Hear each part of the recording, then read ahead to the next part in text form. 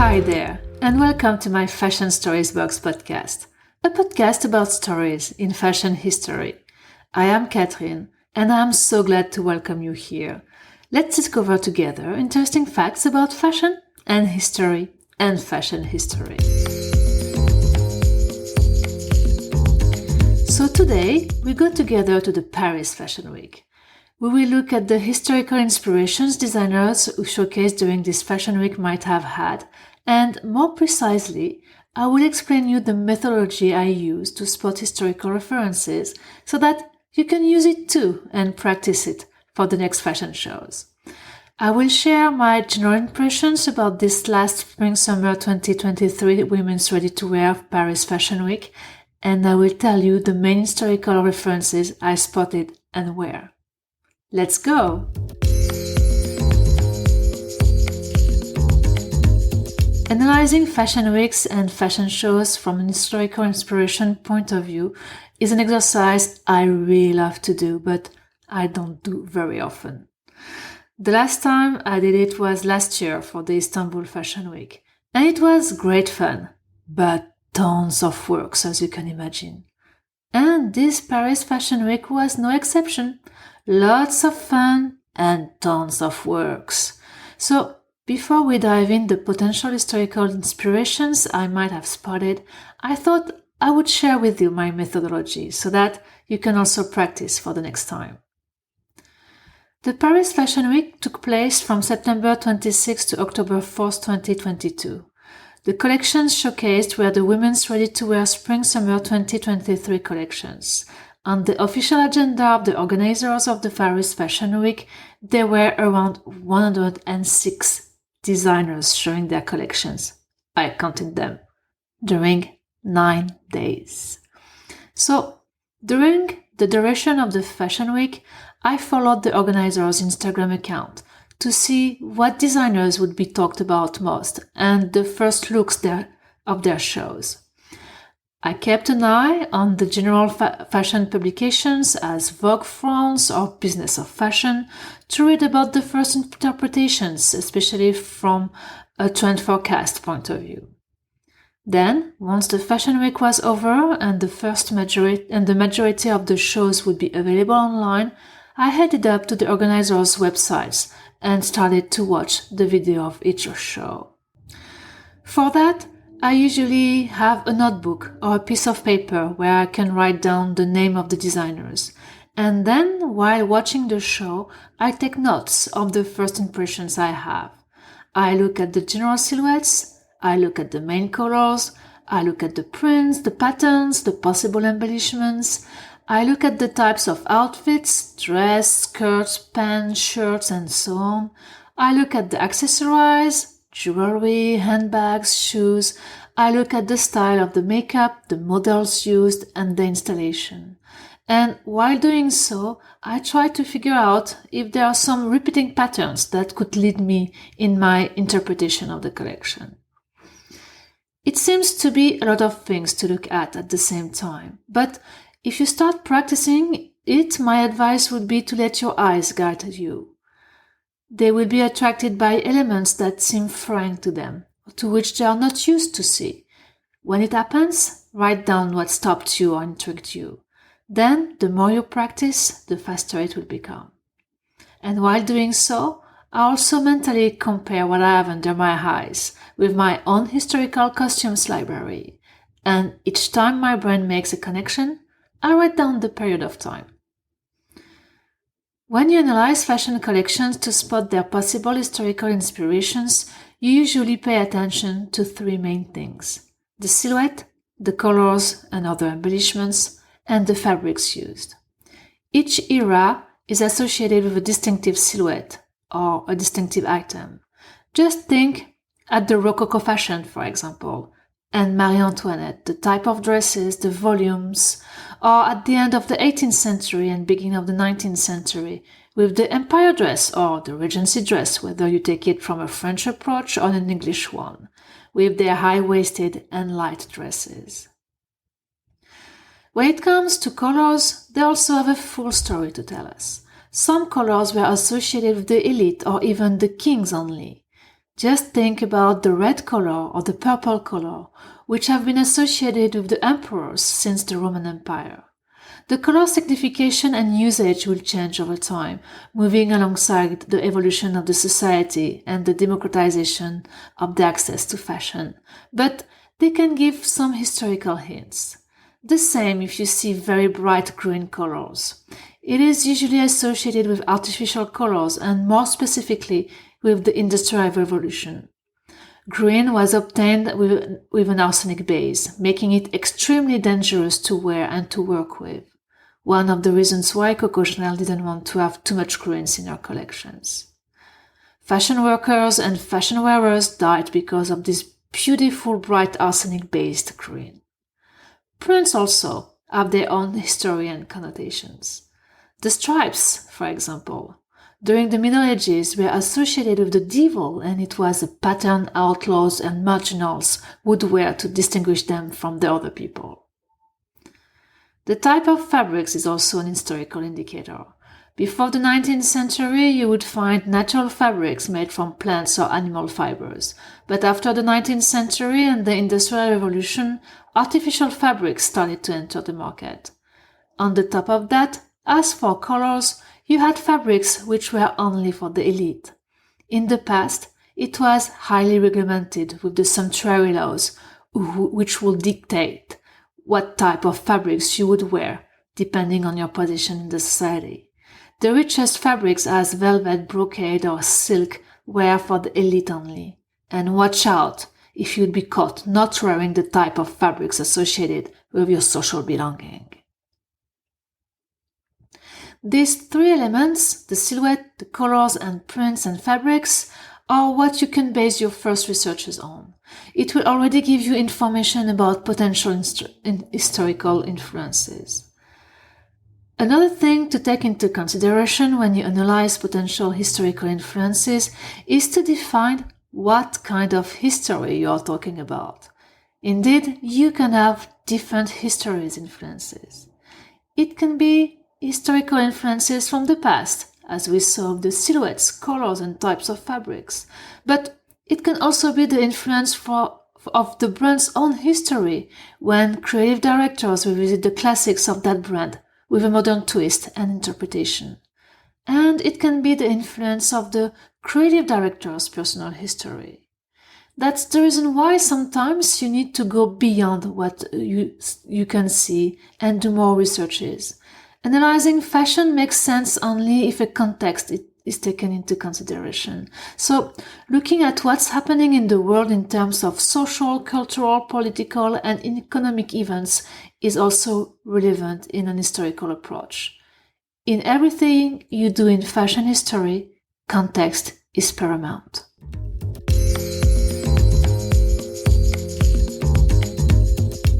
Let's talk now about the Paris Fashion Week, which took place in Paris from September 26 to October 4, 2022, showcasing the women's ready-to-wear collections for Spring-Summer 2023. When it comes to my first impressions of the many shows I managed to watch, well, Spring-Summer 2023 will be very wintry. The colors, the types of outfits. For a large majority of brands, apart from some bright print and pastel colors, the color palettes are pretty dark or nude, earthy tones. Lots of black, khaki green, various shades of brown. Not really the colors I would associate with spring or summer. As for the outfits, plenty of long coats, knitwears, trench coats, silhouettes covered hidden under layers of fabrics.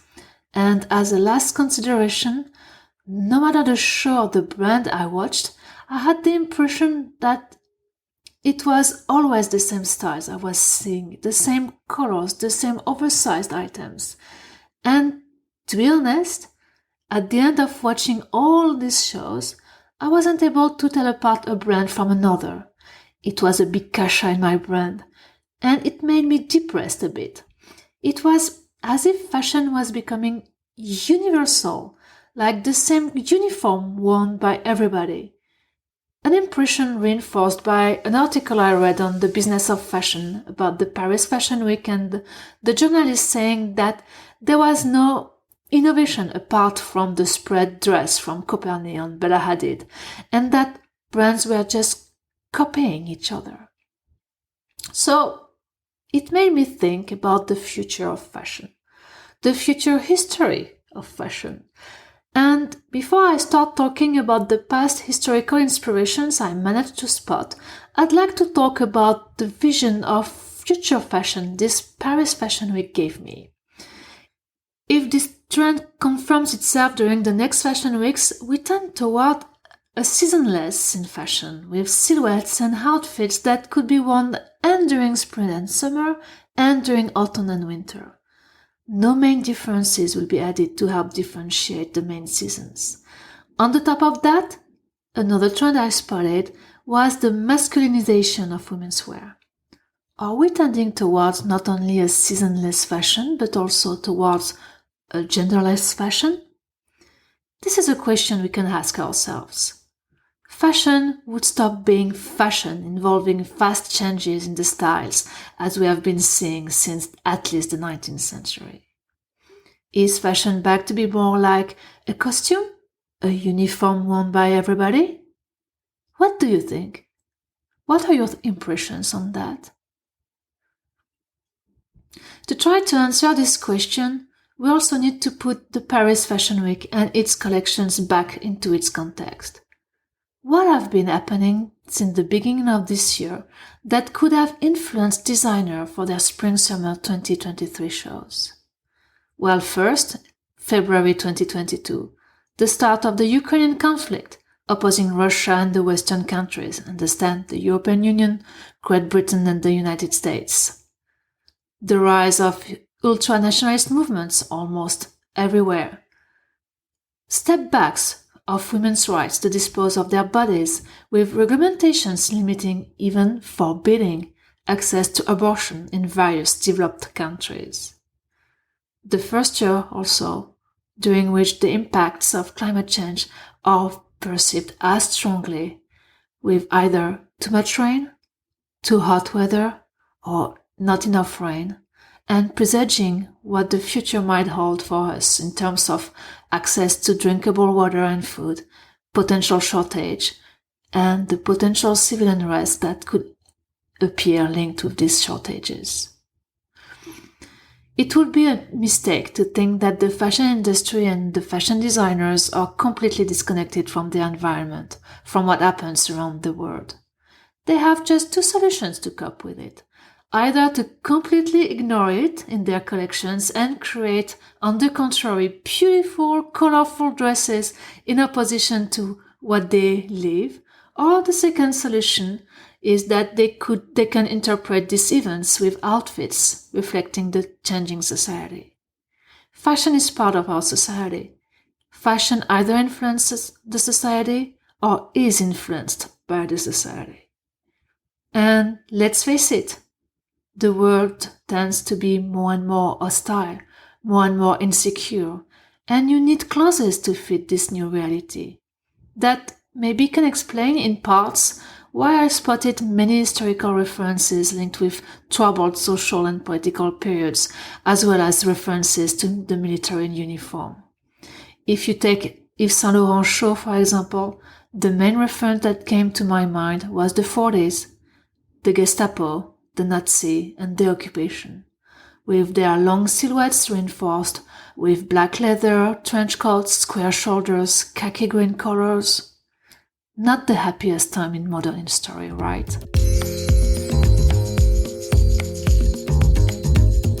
But you have other historical periods, and let's go through over them.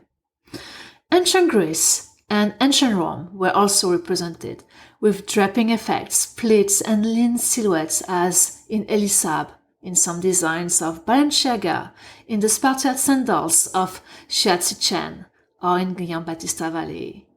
The 18th century pre-French Revolution and Marie Antoinette were also there, with some Rococo vibes I could spot in some design from Wisanto, Acne Studio, The famous sac gowns or robe à panier or robe à la française could be spotted in different silhouettes from Lanvin, Elisab, Loewe or even Balmain.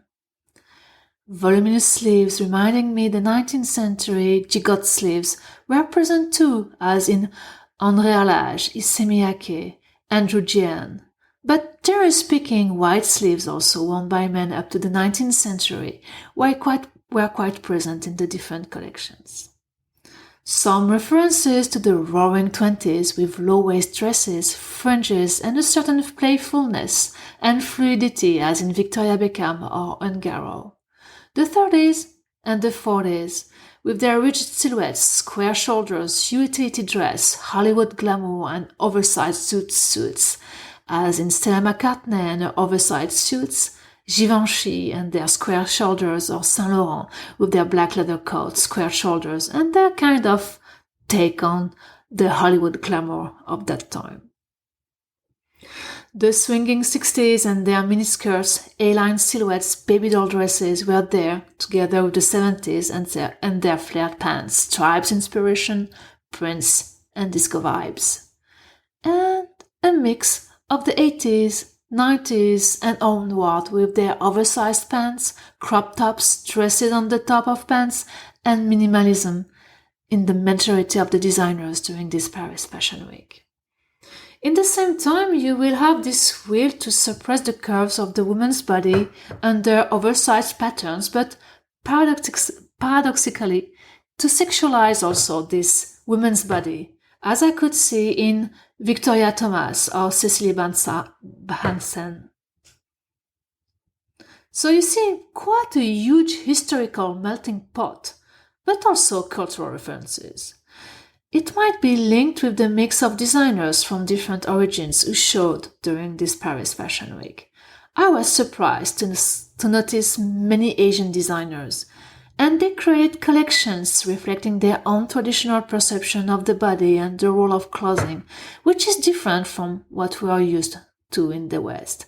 They prone more natural lines, clothes following the movements of the body and not restricting it. They are closer to nature. They advocate a comeback to the origins, a comeback to the roots of our relationships with nature and the other living beings living on planet Earth. A search for balance, for equilibrium, for harmony. A trend I could see being translated in the nude, neutral, earthy tones, as well as in the cocoon clothes of this Paris Fashion Week. As you can see, many historical references mixed together, linked with darker periods in our modern history. These are historical inspirations that are not obvious, though. You don't spot them right away, as they are so intimately linked with other historical references. But they are there for you to be noticed, as long as you have the curiosity to do the exercise.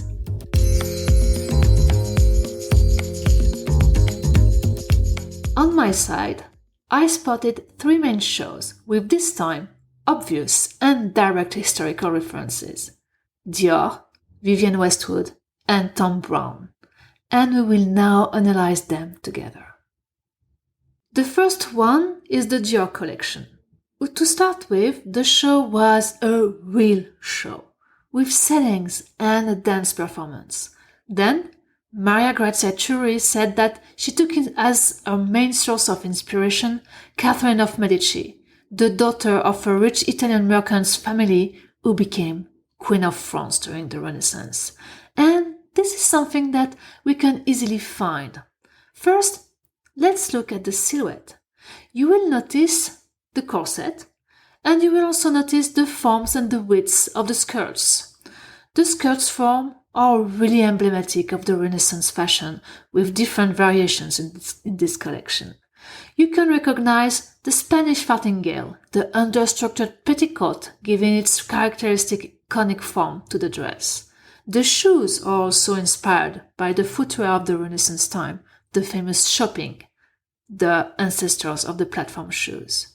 And if we look at the sleeves from the Dior's collection, you will also notice large sleeves, recalling one of the many forms of sleeves which were in fashion at that time.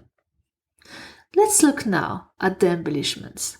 Lace and rich embroideries are mixed together with more modern cuts, but they are a reminder of the wealth of the fabrics paintings of the Renaissance time suggest.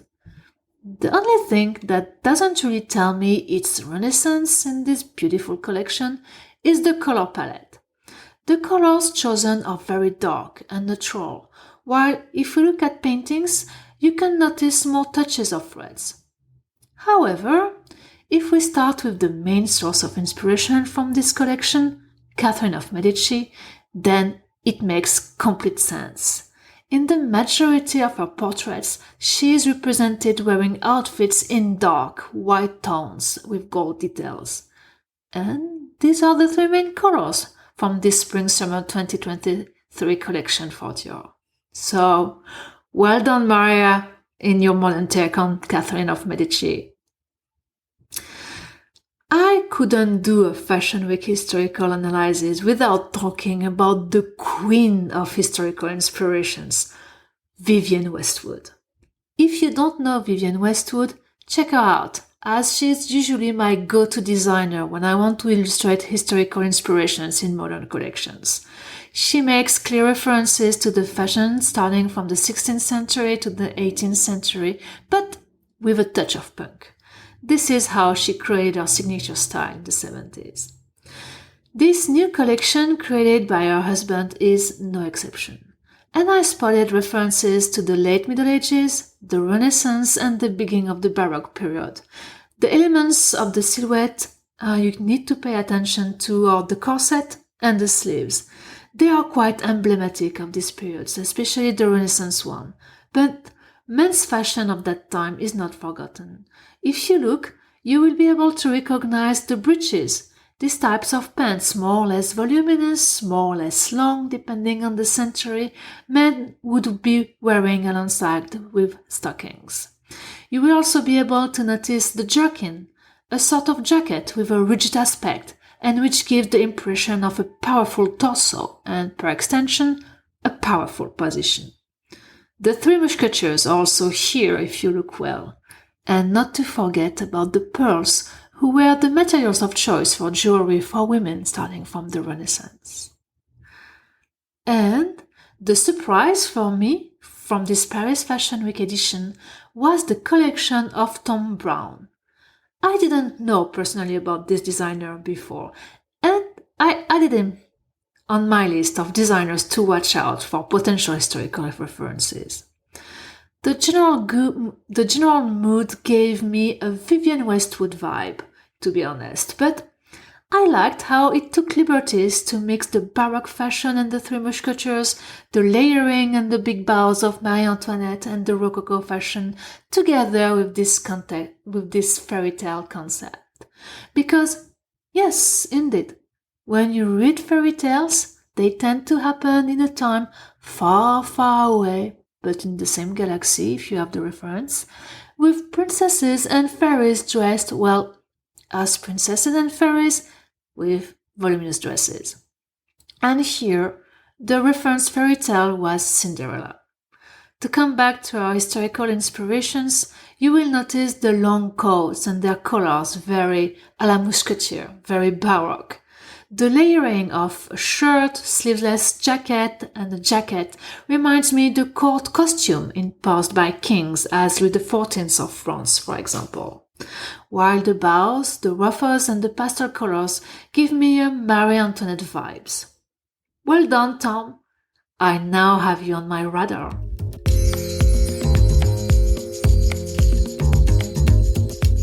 So, let's conclude now this episode. In this Paris Fashion Week, you had brands which stayed true to the history, with a capital H, as Dior or Thom Browne. Brands which stayed true to their own personal history, as Chanel or Schiaparelli. Brands which stayed true to the big history, mixed with their own personal history, as Vivienne Westwood. Brands which conveyed personal history, as Mossy, who paid tribute to his parents and their jobs. And brands who were trying to create history, as Copernic with the spread dress, and finally brands who were trying to convey a certain vision for the future history, as Balenciaga in a survival mode or Off-White. Thank you very much for listening. I hope you enjoyed this episode of my Fashion Stories Box podcast, dedicated to the potential historical inspirations of the Fashion Week's shows. Now you know how to do historical analysis. Feel free to subscribe to the podcast wherever you listen your podcast, to connect with me on Instagram and Facebook to complete the podcast with some visuals. And if you like my podcast, feel free to leave a comment or a review. I would really appreciate it. I am Catherine, and this is my Fashion Stories Box podcast, a podcast about stories in fashion history. See you next time for a new Fashion Story Box.